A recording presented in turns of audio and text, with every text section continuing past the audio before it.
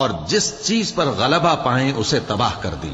امید ہے کہ تمہارا پروردگار تم پر رحم کرے، اور اگر تم پھر وہی حرکتیں کرو گے تو ہم بھی وہی پہلا سلوک کریں گے، اور ہم نے جہنم کو کافروں کے لیے قید خانہ بنا رکھا ہے۔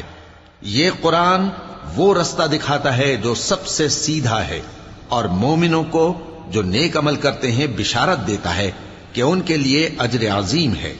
اور یہ بھی بتاتا ہے کہ جو آخرت پر ایمان نہیں رکھتے ان کے لیے ہم نے دکھ دینے والا عذاب تیار کر رکھا ہے۔ اور انسان جس طرح جلدی سے بھلائی مانگتا ہے اسی طرح برائی مانگتا ہے، اور انسان بڑا جلد باز ہے۔